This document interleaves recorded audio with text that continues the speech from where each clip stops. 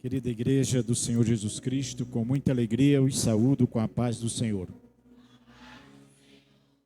Quero agradecer a Deus que nos permite estar aqui esta noite, neste culto denominado Culto da Vitória.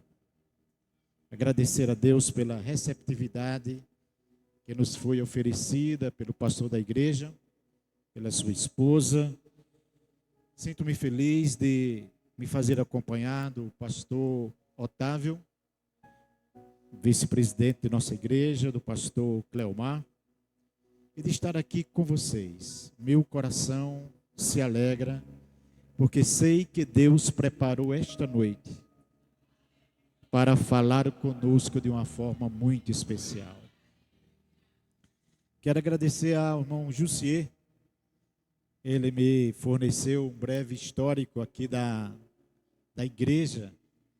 Eu rapidamente ali, folheando, eu gosto muito de histórias. E pude entender um pouco como surgiu a igreja aqui em Córrego de São Mateus. As dificuldades que surgiram, as lutas que os primeiros cristãos tiveram que enfrentar, mas podemos dizer com alegria que Deus não deixou a sua obra pela metade. Aquele que começou a boa obra, certamente aperfeiçoará até o final. E algo me chamou muita atenção, o testemunho da nossa irmã Nazaré de Venâncio, né? As irmãs sabem daqui, não é? Estava vendo ali, uma senhora que aceitou a Cristo Jesus e por mais de 20 anos não pôde congregar porque o esposo não permitia. Aleluia, mas ela perseverou na fé. Que coisa gloriosa, não é? Meu coração se encheu de alegria. Glória a Deus. Parabenizar aqui pela organização aí da mídia, viu os irmãos aqui se movimentando, tirando foto, registrando. E é muito importante os registros, porque a gente passa, mas os registros ficam, né? Parabéns à equipe, parabéns aos músicos. Fico muito feliz em ver o empenho, o esforço dos irmãos. Glória a Deus por isso. Eu queria convidá-los para que comigo vocês ficassem de pé, porque nós vamos fazer a leitura devocional deste culto. E depois, com base na leitura que iremos fazer, nós iremos trazer uma palavra de Deus para o seu coração. Abra, por favor, a sua Bíblia no livro de Números, capítulo de número 13. Nós vamos ler dos versículos 25 ao versículo de número 33.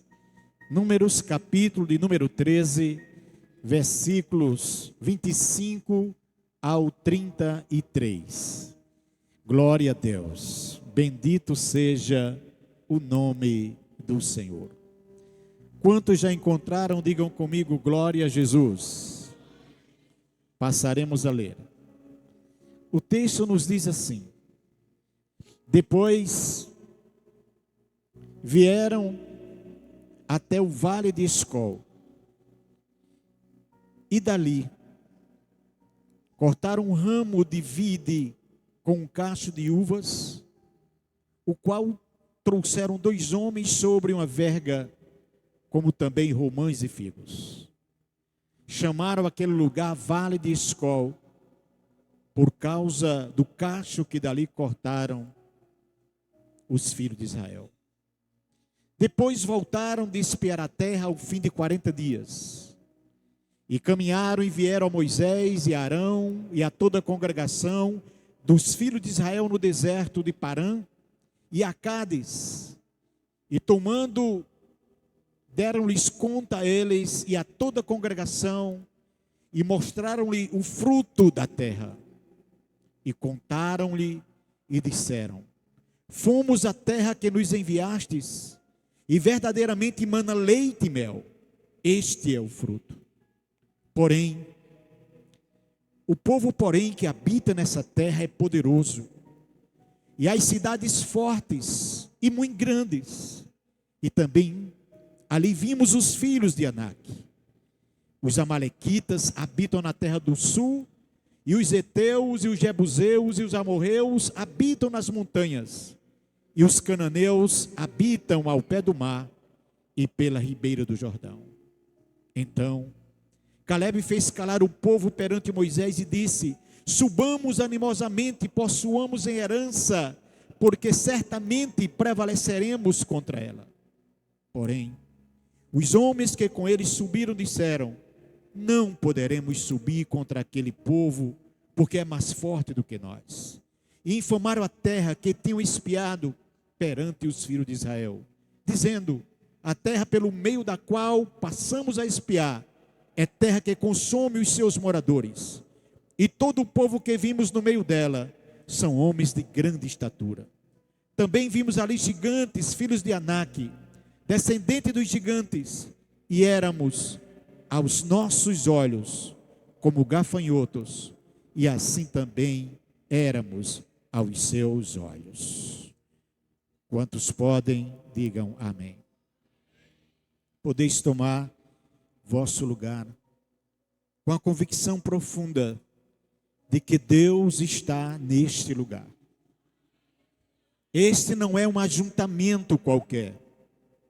Esta é uma reunião que Deus se faz presente. Este culto é denominado culto da vitória. E eu quero lhes afirmar com toda segurança, esta noite, Deus lhe visitará com vitória para a glória do seu nome. A Bíblia nos diz que aquele que se aproxima de Deus, é necessário que creia que Ele existe e que é galardoador daqueles que o buscam. Então as nossas expectativas, elas falam muito daquilo que Deus pode fazer em nossas vidas. Se você vem a um culto sem expectativa alguma, você pode voltar sem resposta alguma.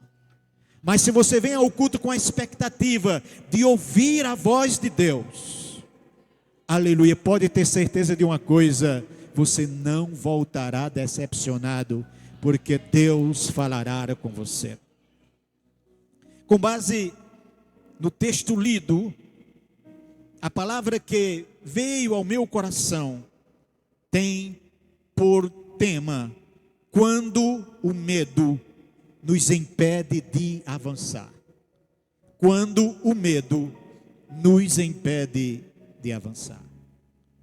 Olha, meus amados, um Instituto de Saúde Mental dos Estados Unidos publicou dados alarmantes, preocupantes sobre o medo. Segundo a pesquisa feita por esse instituto, 21% das pessoas, elas sofrem com transtorno de ansiedade. Nós somos a geração mais ansiosa de todos os tempos. Uma geração que, por causa desse sentimento, desse transtorno, vive com medo o tempo todo. Não é anormal que alguém em algum momento da vida sinta medo. O anormal é quando nós passamos a viver uma vida com medo o tempo todo. E isso é extremamente preocupante, porque quando nós falamos de medo como um transtorno, estamos falando de algo que inibe a nossa capacidade de crer que Deus pode mudar a história. Quando passamos a viver em torno do medo, nós passamos a desacreditar, aleluia, que algo extraordinário pode acontecer em nossa vida. E não é o projeto de Deus que nós passemos a direcionar as nossas atitudes com base no medo. Porque nós não podemos viver, aleluia, por medo. A igreja do Senhor Jesus Cristo, ela vive por fé. Aleluia, porque sem fé é impossível agradar a Deus. A fé diz, aleluia, que não importa o tamanho do problema, Deus é poderoso para resolvê-lo. A fé nos diz que não importa quão grande seja o gigante, a fé nos diz que Deus é maior do que os gigantes. Aleluia. A fé nos diz que não importa quão fechada esteja a porta, a fé nos diz que ela pode se abrir. Louvado seja o nome do Senhor para sempre. E o medo causa estresse. O medo nos impede de avançar. Nós, ao lermos a Bíblia, no primeiro livro de Samuel, nós encontramos um momento da história que Israel paralisou. Israel tinha um grande exército, Israel tinha um rei, mas de repente surge um gigante chamado Golias. E quando aquele homem surge, simplesmente o povo para. Durante 40 dias, eles escutavam de manhã e de tarde aquele gigante desafiar alguém que pudesse enfrentá-lo. E o povo paralisou. O povo não conseguia avançar. Um exército inteiro estava paralisado por causa do medo. As pessoas já não sonhavam, elas tinham pesadelo. As pessoas não conseguiam avançar, elas só tinham medo. Até que surge um jovem, um adolescente, aleluia, e quando olha para aquele gigante, diz: quem é esse incircunciso que está afrontando o exército do Senhor? Aleluia. E o que um exército medroso não pôde fazer, um jovem adolescente cheio de fé conseguiu fazer. Conseguiu vencer o medo, aleluia, e entra para a história como um menino que derrotou um gigante, porque o gigante veio a ele confiando no escudo, na espada, na lança. Ele disse: eu vou a ti em nome do Senhor dos Exércitos, aleluia, e Deus deu vitória, aleluia, porque ao invés de olhar para o gigante, ele olhou para um que era maior do que o gigante, que era Deus, aleluia. Esta noite, tire a sua visão dos gigantes que o mundo está apresentando e olhe para aquele que é maior do que os gigantes, e o nome dele é Jesus Cristo. Louvado seja o nome do Senhor, aleluia. Quando nós paramos para refletir um pouco sobre o texto lido, nós encontramos Israel em um momento crucial. Havia enfrentado muitos obstáculos. Enfrentaram um mar vermelho pela frente, mas viram Deus através de Moisés tocar as águas e o mar se abrir. Eles enfrentaram momentos em que não havia água e Deus mandou água. Eles tiveram que lidar contra o medo da fome e Deus mandou pão. Eles tiveram que lidar contra um exército treinado, o exército de Amaleque. Mas Deus se levanta do seu trono, e apesar de serem um grupo de escravos que nunca tinham participado de uma guerra, E não obstante o seu adversário ser extremamente preparado, Deus lhes deu vitória sobre os seus inimigos. Eles enfrentaram obstáculos e obstáculos, mas sobre cada um deles, Deus foi dando vitória. E agora eles chegam na fronteira da terra que Deus havia lhes prometido. E Moisés escolhe 12 príncipes. Não eram qualquer pessoas, eram homens que tinham a responsabilidade de liderar suas tribos. Aos olhos dos homens eram as pessoas mais qualificadas, mais capazes, mais corajosas. E Moisés os orienta para que eles entrassem na terra que Deus havia lhes prometido como herança. E eles foram. E durante 40 dias, eles passearam pela terra, viram coisas extraordinárias. Para que vocês tenham uma ideia da terra que Deus havia prometido a eles, foram necessários 2 homens para trazer um cacho de uva. Meu Deus, que terra é esta? A terra que emana leite e mel. Depois de 40 dias, aqueles homens voltam e trazem um relatório. E no relatório que eles trouxeram, ao invés daquilo que eles viram, lhe encher o coração de esperança, eles foram tomados por um medo, por um pavor, por uma insegurança. E 10 daqueles homens trouxeram um relatório de medo, trouxeram um relatório de insegurança, de pavor. E eles começaram primeiro afirmando aquilo que eles não poderiam negar. Verdadeiramente, a terra que nós vimos é uma terra que emana leite e mel. Aqui está o seu fruto. Porém, há um porém aí. E aí está o grande problema.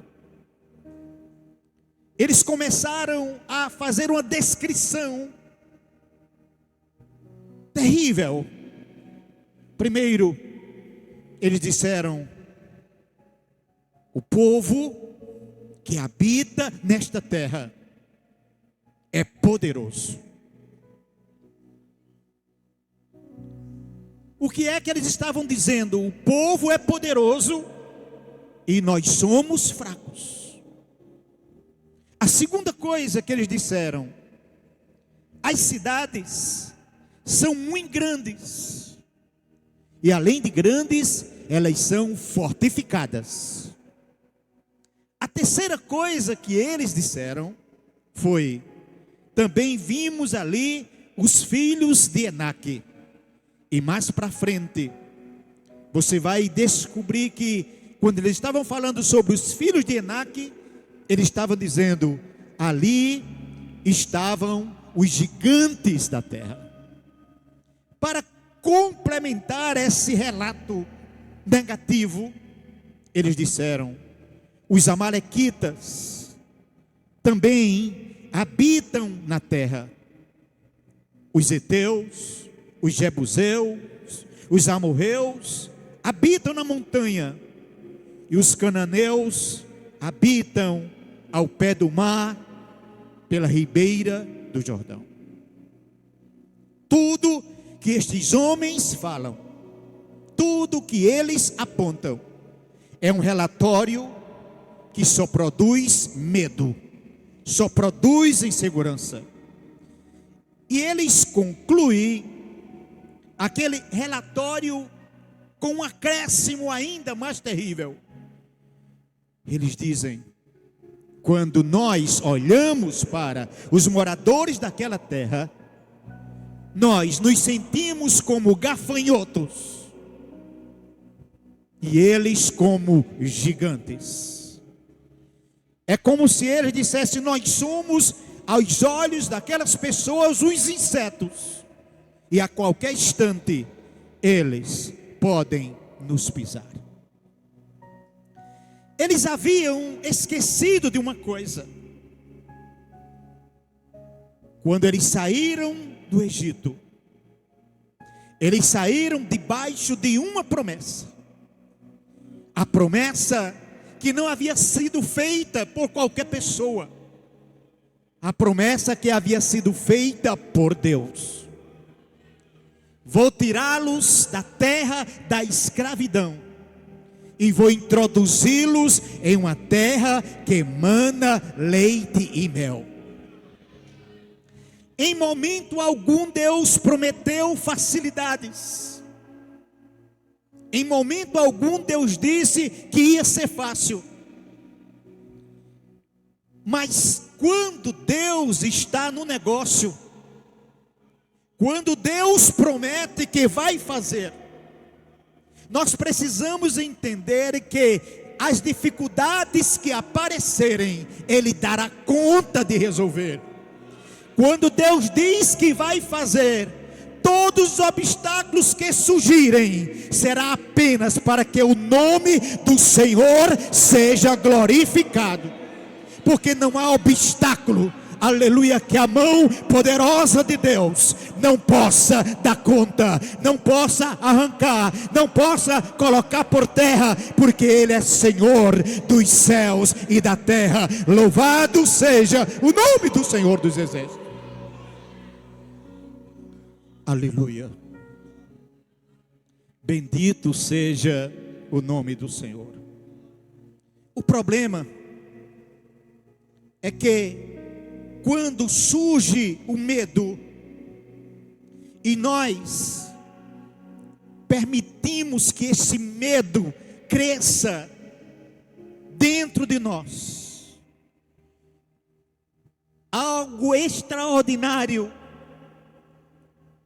mas de forma negativa, vai conspirar contra mim e contra você. Porque o medo é tão negativo, que o medo nunca nos impulsiona para a frente. O medo sempre nos empurra para trás. Eu estava meditando na história, por exemplo, de Bartimeu.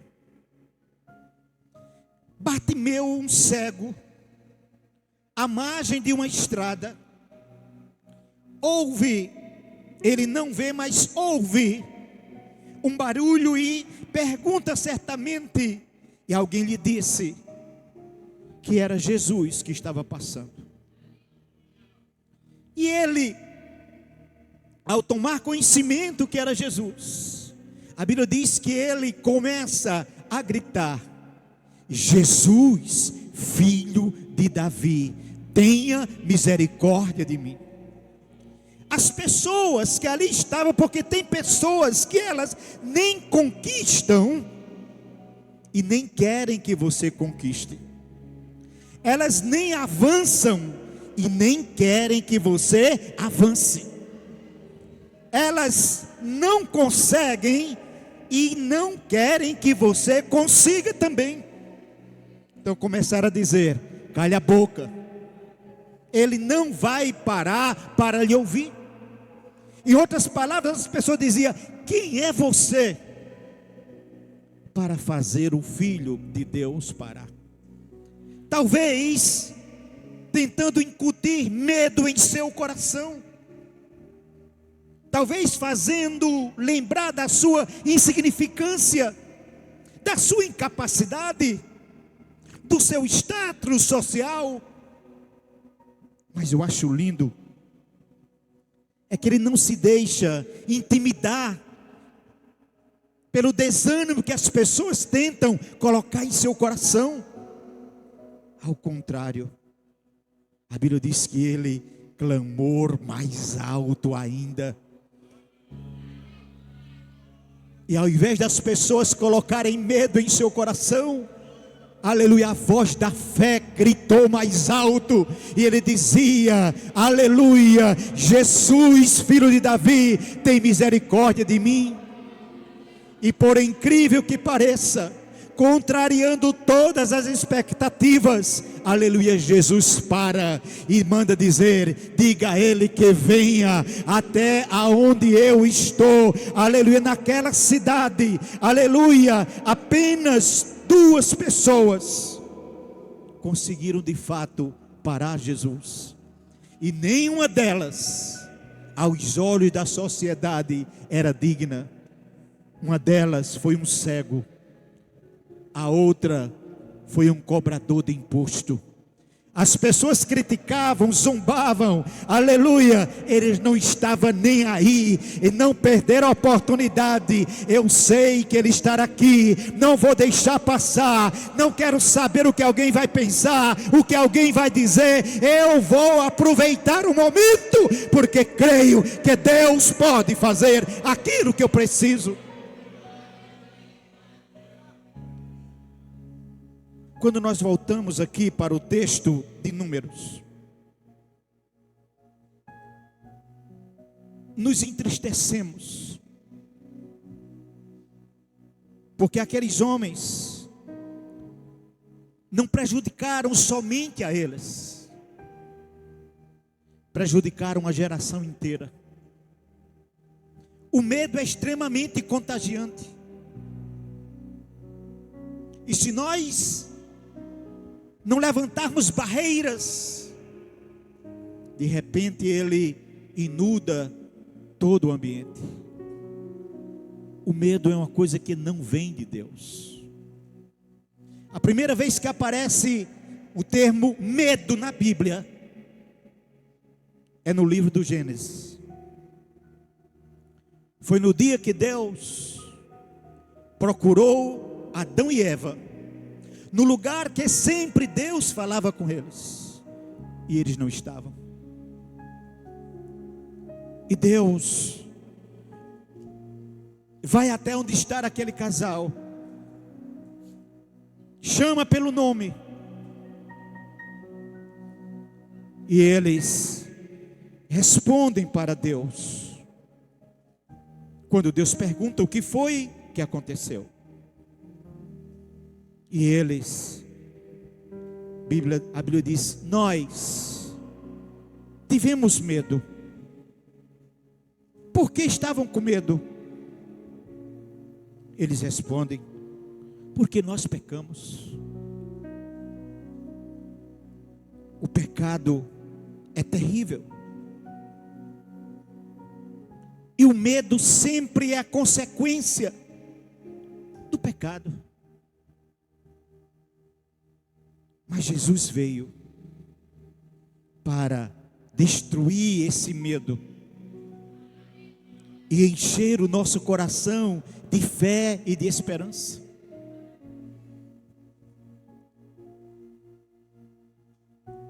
A fé nos faz acreditar em coisas totalmente opostas àquilo que o medo traz. O medo diz, não vá, não faça, não acredite, não ore, não jejue, não leia a palavra. Mas a fé nos anima e diz, ore que vai dar certo, jejue que vai dar certo, clame que vai dar certo, levante-se que vai dar certo, caminhe que vai dar certo, bata na porta que ela vai se abrir, clame que ele vai lhe ouvir, peça que ele vai lhe dar. Louvado seja o nome do Senhor para sempre.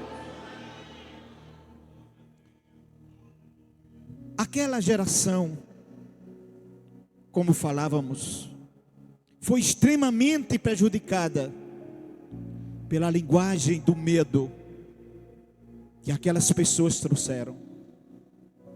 deixaram de ver a bondade da terra e passaram a ver apenas as dificuldades que havia na terra. É uma terra que o povo é forte, as cidades são grandes e fortificadas, é uma terra cheia de gigantes. Nós somos, aos olhos deles, como gafanhotos, e aos nossos olhos eles são como gigantes. E aquilo contagiou o coração das pessoas. De repente o povo começou a chorar e a dizer: melhor que nós voltássemos para o Egito. Melhor seria se nem de lá nós tivéssemos saído. E aquela geração inteira não pôde entrar na terra que Deus havia prometido. Porque não é necessário só ter a promessa, é necessário crer na promessa. E quando nós temos a promessa e cremos na promessa, ao invés de você retroceder diante das dificuldades que irão aparecer, você diz: eu vou avançar, porque aquele que prometeu é fiel e ele me dará a vitória. Louvado seja o nome do Senhor. A fé, o medo paralisou aquelas pessoas. O medo fez com que nascesse no coração delas o desejo de voltar. Talvez você tenha chegado esta noite aqui assustado ou assustada por uma ameaça que alguém fez, ou talvez por um diagnóstico que um médico lhe deu de uma enfermidade que aos olhos humanos não há solução. E vem muitas vezes o medo, o desejo de parar, de retroceder. Mas não foi para isso que Deus lhe chamou. Deus não lhe chamou para retroceder diante do medo. Deus lhe chamou para avançar pela fé em nome de Jesus. Baixar a cabeça não vai resolver o problema. Retroceder não vai resolver o problema. Parar na caminhada não vai resolver o problema. A solução está em avançar, prosseguir, seguir adiante, porque a vitória é nossa pelo sangue de Jesus. Eu não quero passar das 9 horas e não vou passar, mas eu vou contar aqui um breve testemunho, para que a sua fé seja fortalecida. Eu sou o primeiro filho dos meus pais. Quando minha mãe me gerou, ela era ainda muito jovem. Ela tinha apenas 16 anos de idade. Meu pai muito jovem também. A mãe da minha mãe, a minha avó, antes que eu nascesse, ela havia falecido. Ela teve um problema seríssimo em sua gravidez. Sofreu uma queda, e desta queda, em plena gravidez, ela teve que ser levada com urgência para o hospital. No hospital ela chegou a falecer. A criança sobreviveu. Quando minha mãe casou, ela tinha muito medo, ela era muito jovem, de que viesse a falecer de parto. Isso era há 60 anos atrás. Havia um número muito expressivo de mulheres que morriam por causa do parto, da gravidez, quando o parto era complicado. E ela fez um voto ao Senhor, que se ela conseguisse ter aquele filho, aquela criança, e não morresse, aquela criança seria consagrada ao Senhor desde o seu nascimento. Por fim, eu nasci, e quando eu nasci, houve dois momentos, um momento de alegria, mas um momento também de preocupação, porque eu fui gerado sentado, e os meus pés nasceram com a deformação, e minha mãe era uma mulher muito destemida. Nós morávamos no sítio, no interior, não nasci em um hospital, nasci em uma casa simples. Foi uma parteira que lhe ajudou. E eu fui crescendo, depois meu irmão nasceu, andou primeiro do que eu, e eu não conseguia andar porque os meus pés eram curvados para dentro. E minha mãe disse: eu vou buscar ajuda. Com muita dificuldade, ela disse isso, porque morávamos no interior, o médico era uma coisa muito difícil. Alguém dizia: não adianta, você é muito jovem, vai enfrentar as dificuldades, isso é uma coisa que é superável. Mas ela disse: não, eu vou. E minha mãe começou a buscar recursos com dificuldades, conseguiu uma consulta, o médico pediatra viu, tentou colocar os meus pés de volta, engessando, e ela disse que eu chorava muito, ela não suportou aquilo, tirou o gesso. Por fim levou a outro pediatra, e ele disse: não tem jeito, você tem que se acostumar com isso. Mas ela não baixou a cabeça, não desistiu. Mesmo enfrentando os temores, ela disse que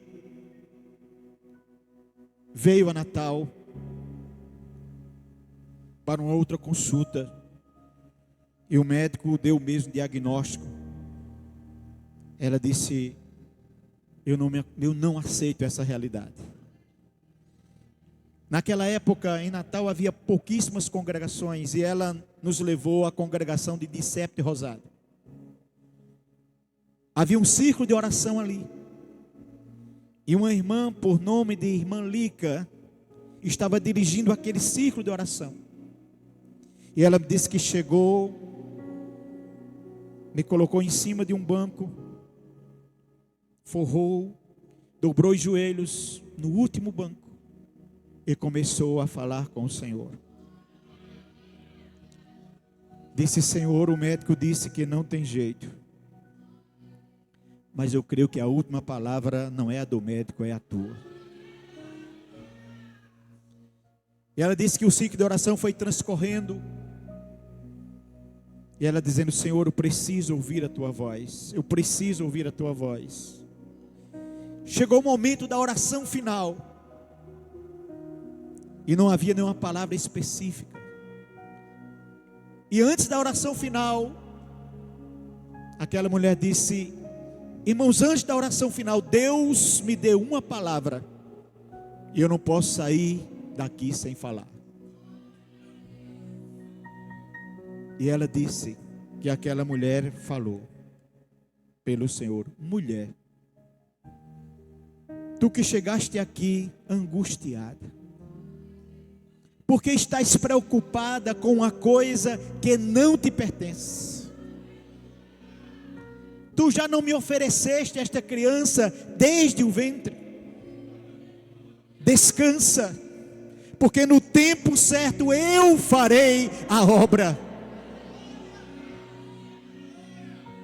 Ela não tinha dúvida que Deus estava falando com ela. Ela disse: eu lhe peguei nos braços e saí daquele ciclo de oração, aleluia, confiante que Deus ia fazer alguma coisa. O tempo passou, e ela me disse que uma certa vez, meu avô era pastor, ela estava em São Rafael, tinha nos levado para lá. Nós morávamos em um distrito, em um sítio ali em Campo Redondo, Serra do Doutor. E ela disse que naquela tarde, de repente ela escuta a voz do seu pai, meu avô, dizendo: Vilma, Vilma, Vilma, vem aqui. E ela pensou que havia acontecido um acidente na sala, e ele dizia: olhe o que aconteceu. Ela disse que olhava e não via nada. Quando ele disse: olhe para os pés do seu filho.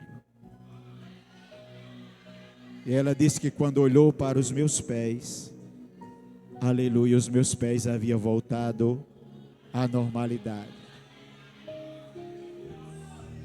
Deus é aquele que pode todas as coisas.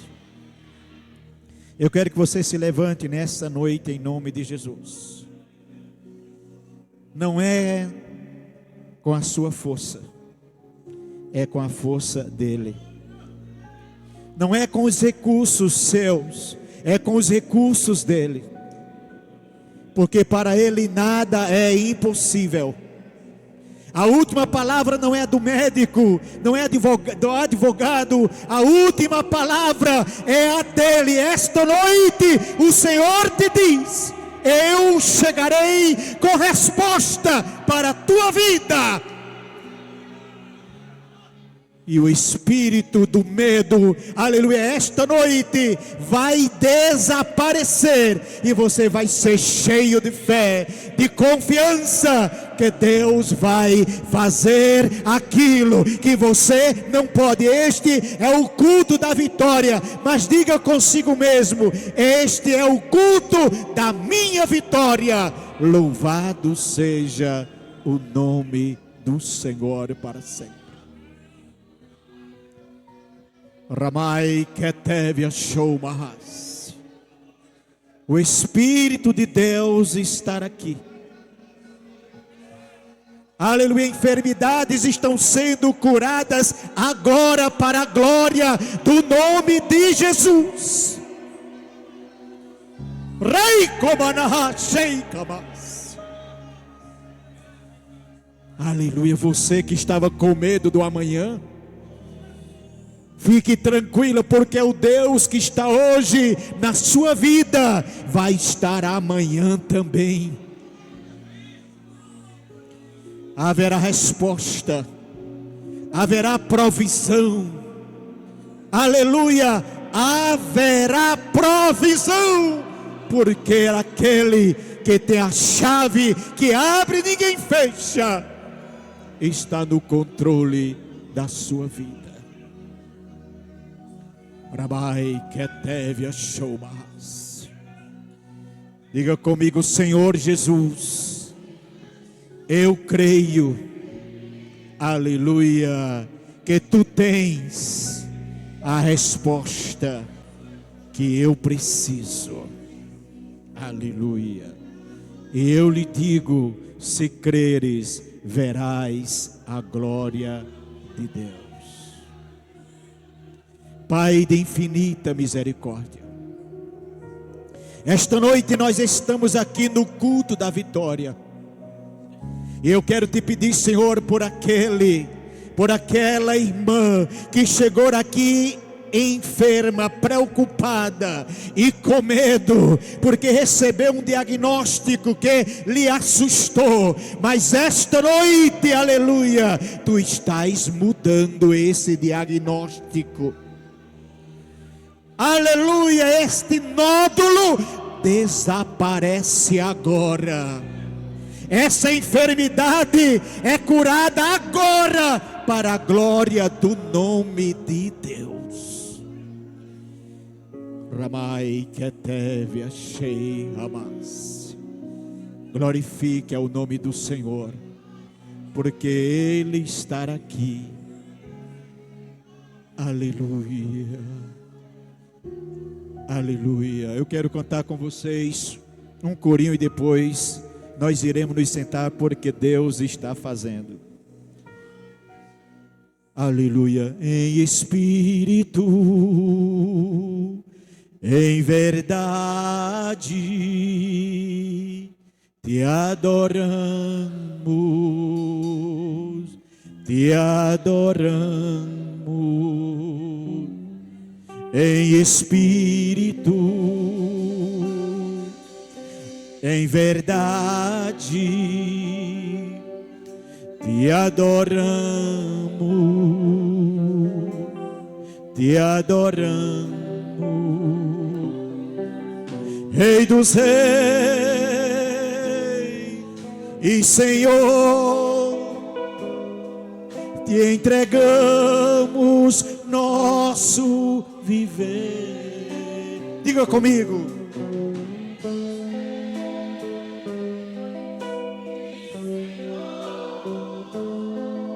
Te entregamos nosso viver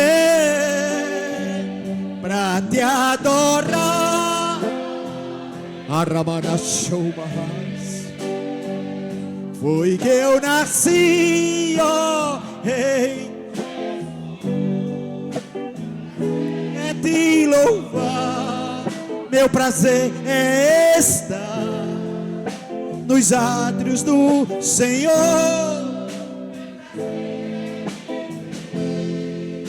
na casa de Deus, onde flui o amor,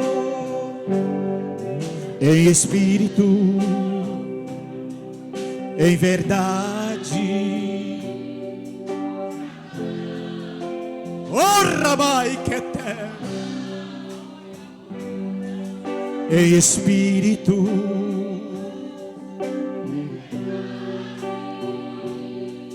te adoramos. Recebe, Senhor, a nossa adoração, o nosso louvor a Deus.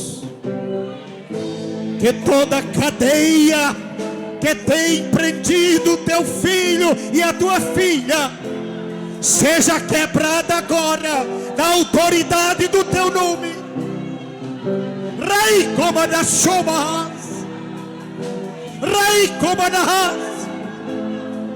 Faz, Senhor, faz, Senhor, faz para a glória do teu nome esta noite. Rei como da Shomas, Rei como da Rai Catania, Rei como da Shomanai. Recebe saúde, recebe cura, recebe libertação, recebe vitória, recebe, recebe, em nome de Jesus. Nos átrios do Senhor, meu prazer é viver na casa de Deus, onde flui o amor, onde flui o amor.